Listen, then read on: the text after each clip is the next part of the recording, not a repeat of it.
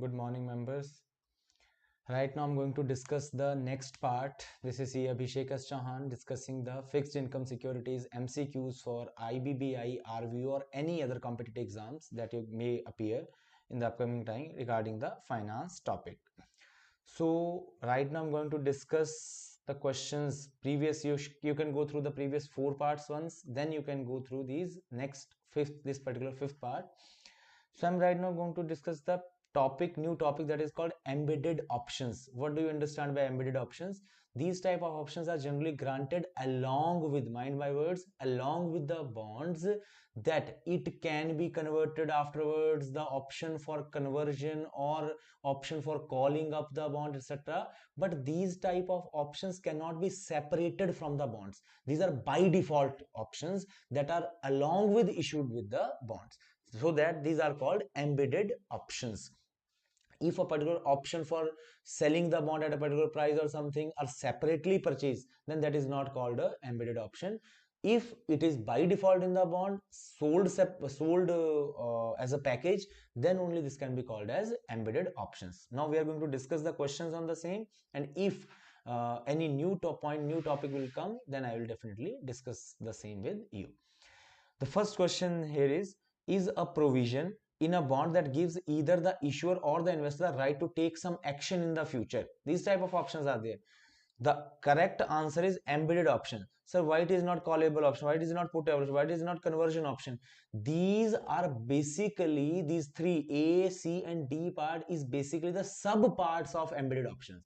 These type of options can be a part of embedded options. Understood my point? Embedded option is a greater word, upper word. इसके अंदर ये सब categories हैं कि वो call करने की है, वो कन्वर्ट करने की ऑप्शन है, या वो पुटेबल करने की ऑप्शन है कि इन्वेस्टर उसको बेच सकता है. कन्वर्ट करने का मतलब होता है कि इसको किसी सिक्योरिटी में कन्वर्ट किया जा सकता है, रेट वेट चेंज किए जा सकते हैं इसके.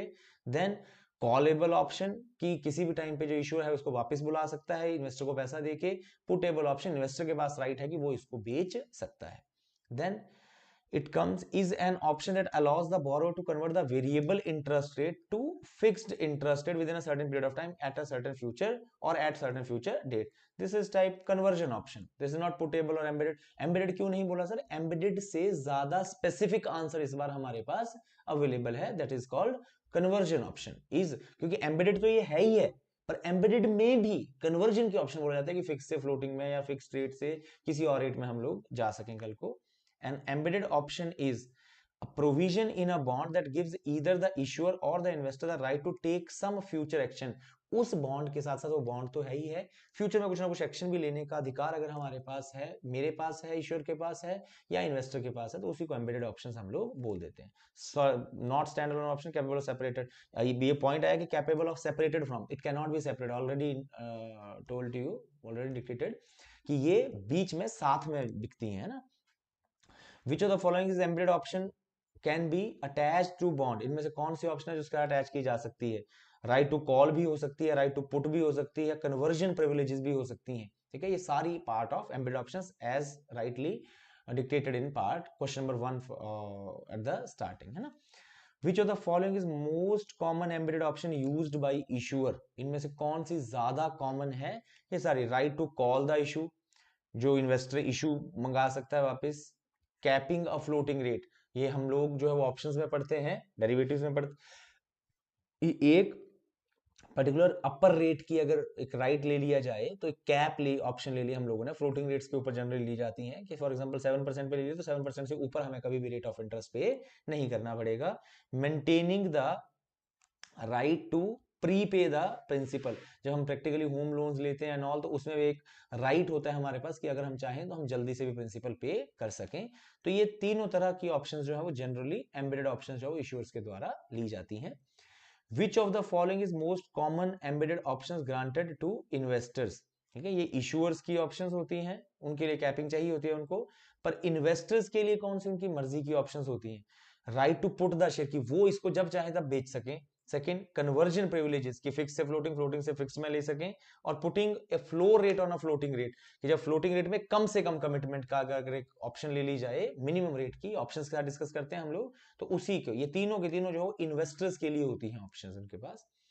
And embedded option can affect the maturity date maturity date क्यों? क्योंकि वो अगर कन्वर्ट कर लिया जाए उससे पहले बाद में मैच्योरिटी टाइम पीरियड को ऊपर नीचे करने की ऑप्शन हो सकती है, कॉल करने की ऑप्शन हो सकती है, पुटेबल हो सकता है इन्वेस्टर के लिए कि वो जब चाहे इस बॉन्ड को बेच सकता है। पुटेबल का मतलब क्या होता है? इन्वेस्टर जब चाहे इसको पुट ऑप्शन की तरह जब चाहे वो इसको बेच सकता है। एक्सपेक्टेड रिटर्न भी अफेक्ट होती है इसकी वजह से, क्योंकि जिस टाइम पे बिकने के हम लोगों को इच्छा होगी, जब ये अटैचमेंट कितने बेनिफिशियल है, कितने नुकसान वाली है, उसके बेस पे आप लोगों के इन्वेस्टर की एक्सपेक्टेशन ऑफ रिवॉर्ड जो है वो चेंज हो जाता है। प्राइसिंग और एक्सपेक्टेशन ऑफ रिवॉर्ड चेंज होगा तो डिस्काउंटिंग रेट चेंज हो गया, डिस्काउंटिंग रेट चेंज हुआ तो आपकी एक्सपेक्टेशन या pricing of that particular security always changes. So correct answer is all of the above. Embedded option can affect all of these. An embedded option is an option that embedded into stock या bond, correct? There may be more than one embedded option in a security, also correct. Generally cannot be separated from securities which are already attached. So correct answer is D. Now in 148, the only definition of embedded option is given. How is embedded option is different from standalone options? I have already dictated, you can read this particular part, already dictated कि इनको बाकी option से अलग अलग नहीं किया जा सकता, should be sold along with, ठीक है? तो यही इसमें लिखा हुआ ए पार्ट में, this is the correct answer. इसमें से बी में लिखा हुआ can be separately, can be separated, embedded option can be traded separately. So this is, these two are not correct answers. So by default all of the above we cannot be correct answer. So A is the correct answer. If you want to read this particular line, then you can pause this video and read it quickly. Then are special features which are part of bonds terms that can have a effect of adjusting a bond's maturity date as well as changing the expected return terms on a bond is called embedded options.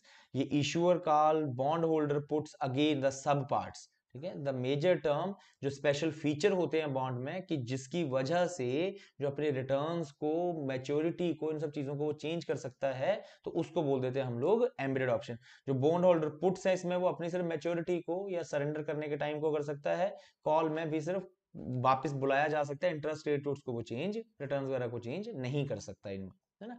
Values of options with increase in relativity, risk, uncertainty and volatility. Sir ये भी इनकी risk की वजह से भी तो हमारी value of options change होती रहती हैं, पर हमेशा जब हम बात करते हैं वोलेटिलिटी की, तो ये ऑप्शंस के चैप्टर में हम डिस्कस करते हैं कि वोलेटिलिटी हमेशा एज्यूम करी जाती है कि हमारी डिजायर्ड तरफ को ये चेंज होगा, और volatility is a particular term that is used. बाकी ये कोई टर्म्स ऑप्शंस प्राइसिंग में कभी भी यूज नहीं की जाती है ना। तो हाँ, volatility basically denotes the risk, uncertainty and relativity also, ठीक है? But the term used is volatility of that particular security. Then the next part is an agreed upon rate in the lower range of the rate associated with the floating rate product. Lower rate कौन सा होता है? Floor rate. Upper rate कौन सा होता है? Cap rate. और इनके बीच के अगर दोनों एक साथ ले ली जाए तो उसको क्या बोल देते हैं हम लोग? Collar. So this is called interest rate float.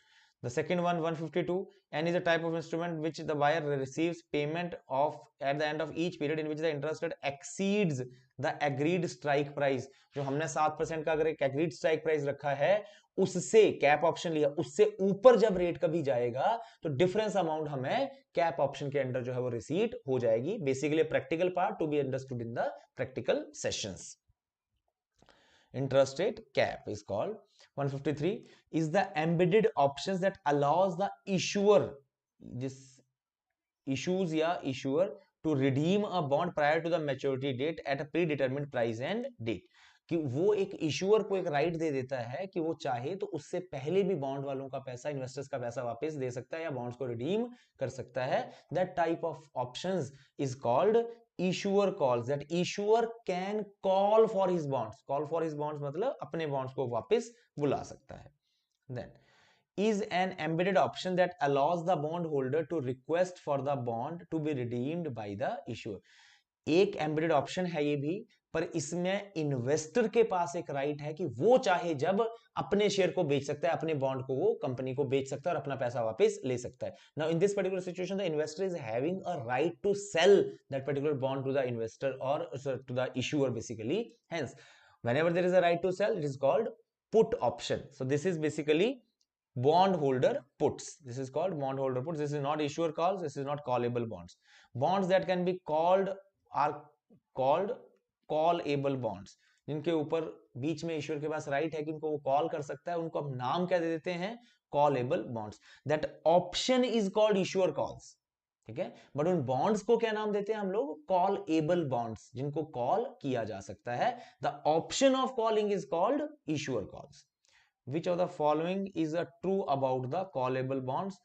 Callable bonds trade at a discount to non-callable bonds. Callable bond expose issuers to the risk of reduced reinvestment returns. Callable bonds are actually variable tenure bonds. जिनको बीच में call किया जा सकता है, उनका actually मतलब क्या है कि इनका टेन्योर जो है वो पूरे मान लो वैसे 10 साल के लिए, बट 2 साल का, 3 साल का, 4 साल का कभी भी बुलाया जा सकता है in case.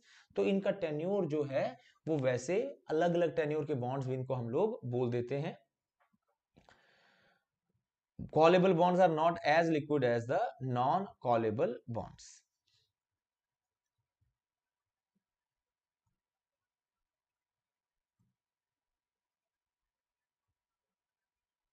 Bonds with embedded put options are called, जिनके बीच में put option है, right to sell है, उनका नाम क्या होगा? Putable bonds.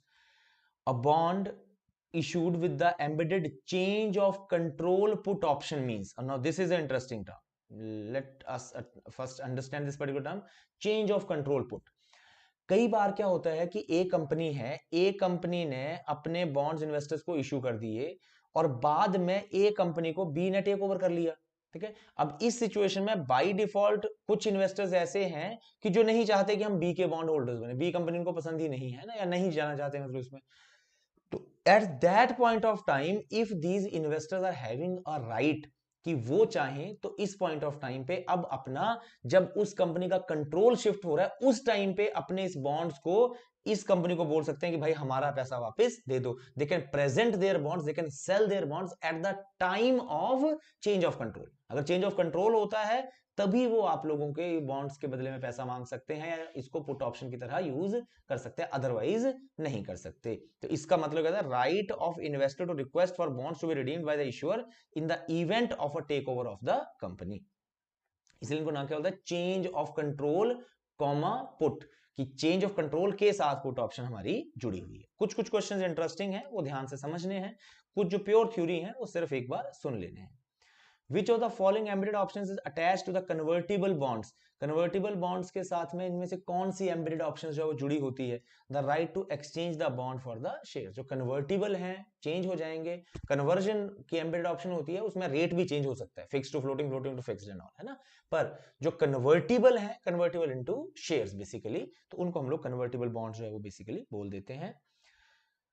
Then a callable bond is worth to an investor than a non-callable bond because the company issuing the bond has the power to redeem it and deprive the bond holders of an additional interest payments he would be entitled if the bonds are held to maturity, है ना। तो ये क्या हम लोगों को समझाने की कोशिश कर रहा है कि ये कॉलेबल बॉन्ड है, जिसको कि कंपनी है, मान लो प्रैक्टिकल इन्वेस्टर के पॉइंट ऑफ व्यू से सोच लो, कंपनी है, उसका जब दिल करेगा, जब मार्केट में रेट ऑफ इंटरेस्ट कभी बढ़ेंगे, वो वापस बुला लेगा अपने बॉन्ड को, है ना। तो बीइंग एन इन्वेस्टर, जब मुझे फायदा होने की सिचुएशन दिखेगी उस टाइम पे कंपनी वापस बुला लेगी उसको, तो मुझे तो कल को मतलब ज्यादा फायदा होने के चांसेस नहीं है। तो मैं ऑब्वियस बात है ऐसे बॉन्ड के लिए, ऐसे पर्टिकुलर इंस्ट्रूमेंट के लिए कभी भी ज्यादा पैसे देने के लिए तैयार नहीं होऊंगा, है ना। तो इसलिए इस तरीके के बॉन्ड्स में हमारा generally the rate is lower, that is issued at discount, और the price is lower, worth is lower.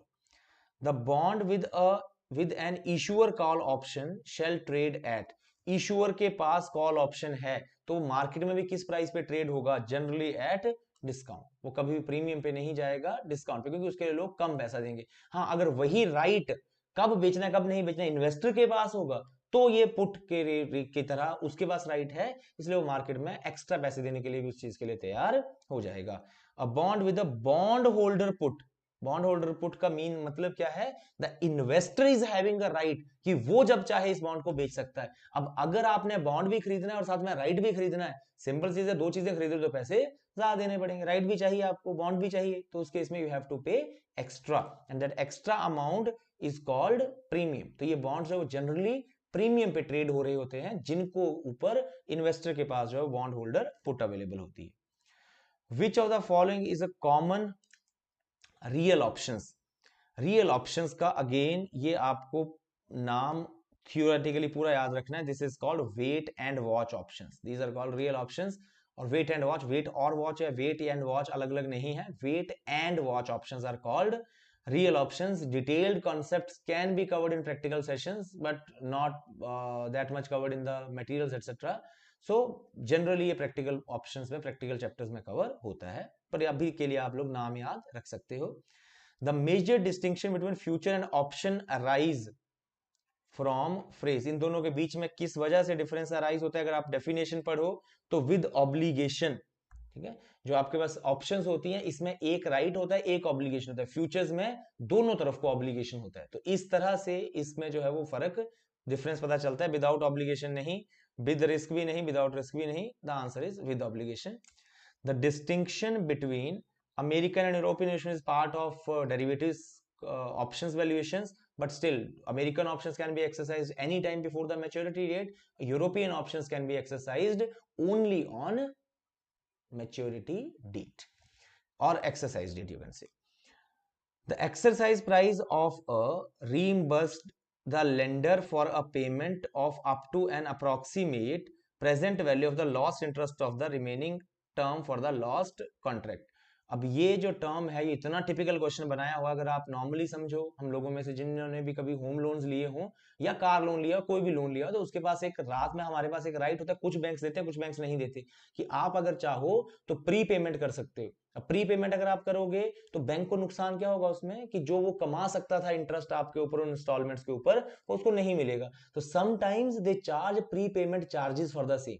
So these type of amounts जो नुकसान होता है उनको, जिसके लिए एक ऑप्शन बीच में ऐड कर दी जाती है कई बार कि pre payment charges issuer charge करेगा, दैट टाइप ऑफ इंफॉर्मेशन और that type of amount is called pre payment option, that is having with the investor. Sometimes that option is not with the investor.